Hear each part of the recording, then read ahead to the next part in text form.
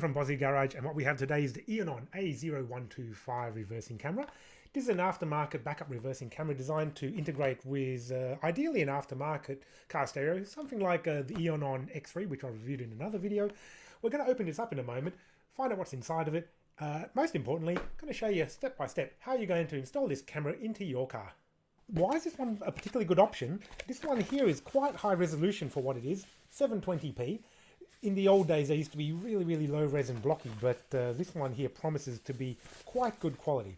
So, what do you get in the box? The first thing, most importantly, is your reversing camera itself, of course. It is waterproof, so it is designed to go on the outside of the car. Some people try to put them inside the rear window. Really don't recommend it. A lot of reflections and everything. But this is designed to be installed on the outside of your car, ideally as high up as possible. If you've got a hatchback with a wing, see if you can get it into the hatch and install it under the wing. For most people though, the easiest way to install this is going to be round about where your number plate or your rear license plate is going to be. The reverse camera has got two connections, a yellow and a red plug that you can see there. The yellow one is always designated as a video feed. So this has got what's called an RCA female connector on it. And the red one here, usually that's a power connection to power the reverse camera itself. What else do we have in the box here? We've got the main connecting wire. This will go from the reverse camera at the back all the way up to your car stereo head unit at the front. Again, yellow RCAs are for video and the red one is for power. We've also got a couple of loose plugs. I haven't actually looked at the instruction manual yet, but I've installed a lot of reverse cameras in my life, and usually the black loose wire there, that little one there, that is a ground. And the red one is designed to tap into a feed which is live when you are in reverse. What does that all mean? Find your rear tail light, find a reverse globe, tap into the reverse globe wiring, the one that's only active when the car is reversing, and that will cause your head unit to switch into reverse mode. Instructions, you should probably read that. A little bit of double-sided tape. That's to put on the mount of the reversing camera, and a couple of little black self-tapping screws. So pretty much everything that you need to install a reversing camera into your car. 7:59 a.m. This is the car that we're going to install the Eonon reversing camera into. My S15 Silvia, it already has an existing reverse camera, but it's quite old. I put it in at least 6 or 7 years ago. So now that we've got the brand new Eonon camera, we're going to yank out the old one, and I'm going to show you how you can run wires from the front to the back or from the back to the front of the car, because the principle will be very similar regardless of what car you put it in. The ideal time to install your reversing camera is when you're upgrading your car stereo to one like this as well. This is amazing. I love the Eonon X3. It's got a rotary volume knob. It has wireless Android Auto and CarPlay, and of course it can take a reversing camera. Let's assume that you know how to get to the back of your stereo. What we need to do is run the wiring which is provided with your reversing camera from the back of the car stereo, and we're going to run it down into the dash. Fortunately, in an old car, plenty of room to get in and behind. It'll come out through here. What we'll then do is run the wire under the carpet. You can see there. It'll be tucked in through there, or you could also run it up under the dash here and attach it with cable ties. Pass it through the side panel here. I'm going to run the wire along the door sill. This is how easy it is to remove your door sill. And then we just lift up that, and you can actually see where I've run some amplifier wiring in that channel there too. So the wiring will run hidden under the carpet all the way through here. With the back seat, I might actually, well, first I'll remove the fire extinguisher which is there. Just a bolt on either side, 2 bolts, and we'll be able to lift up the back seat, pass the wiring through to the boot of the car. There you go, more wiring ready for an amplifier. The wiring will come up through here. We'll run it around the spare tyre, and then we will pass it through to the back.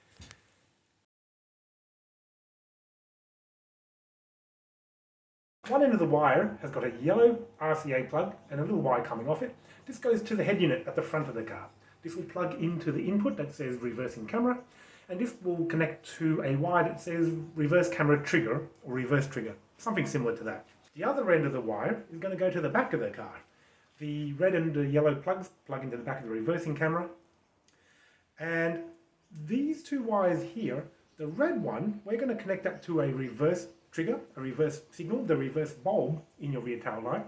And the black wire, we're going to connect that to a ground, which can be as simple as a bolt on the chassis of the car. The reverse camera itself, well, let's plug that in now. As you can see, red goes to red, yellow goes to yellow, and that's going to get installed just above the rear number plate. After you remove all the trimming from the boot, pretty easy to do, you can see an absolute mess of wires. In the past I've had amplifiers, subwoofers, everything in this car. What you can see is the existing rear camera, the existing reverse camera, which again has a yellow and a red connection and a couple of black and white wires running to the tail light. I'm going to remove the reverse camera first. As you can see, fortunately there was a hole in the boot of the car where I could push the wire through. Also with a rubber grommet, which is very important, so that the metal does not cut the wire as it's going through there.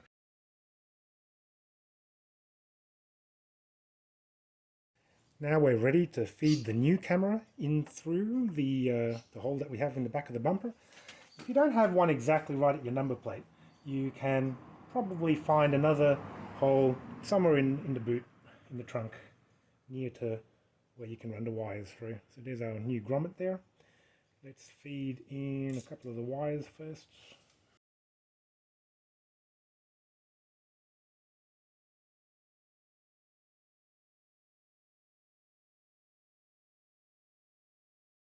In the boot of the car, we've got our connections running to the camera. That one goes to the front of the car, and the black and red wires are hooked into the reverse signal.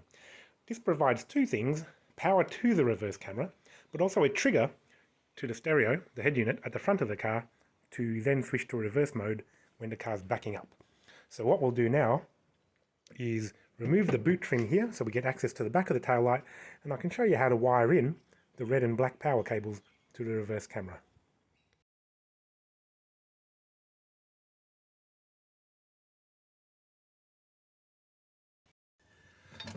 From here we connect the yellow RCA video signal wire. We connect the power wire as well, and then these cables we run up to the rear tail light up here. I've put a ring terminal on the ground wire, the black wire, and I've stripped back the red power wire a little bit. So the ground wire goes up to that grounded bolt up there, and we'll put a bolt on that.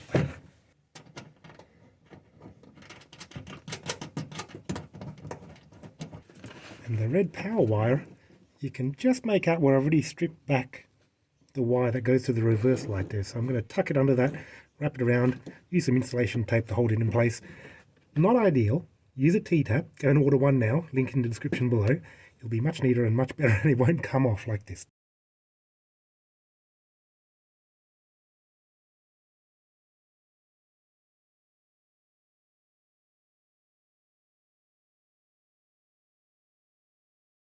Now our connection of the ground and the power wires are all done. What we have to do now is run the rest of the cable towards the front of the car. I've already put the back seat down a little bit. I'm going to remove the back seat, the cushion as well, to help running the cables easier. You may or may not need to, depending on what car you have. Coming back to the wiring for a moment, these connections, these bad connections, are the number one reason why your reverse camera may not work. Your ground may not be a ground connection. You might have picked the wrong bolt, or it might be loose. Same with the connection to the power wire. You might have a bad connection, or you might have tapped the wrong wire entirely. So test it out when you're done, and if your reverse camera isn't working, first thing you need to do is check these two connections right back here.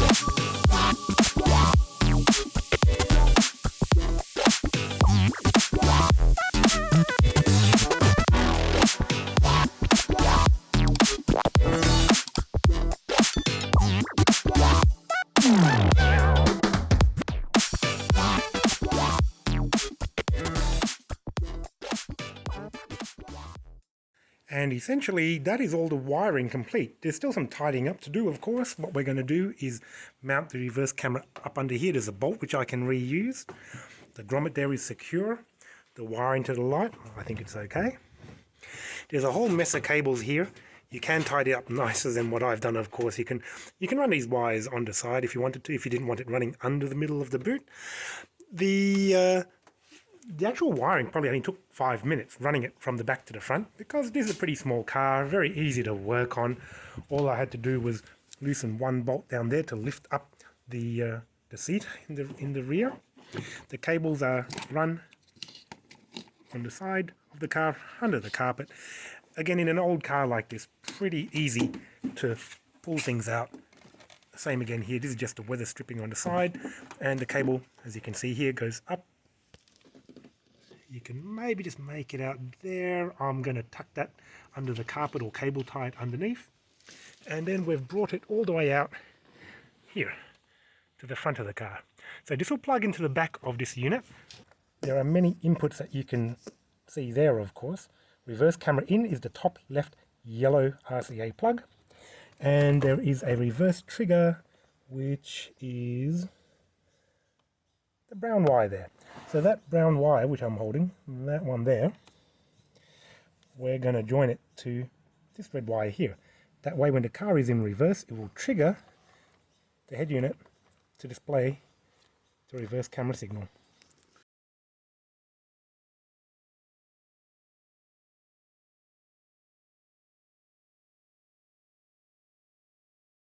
Let's put the car into reverse now.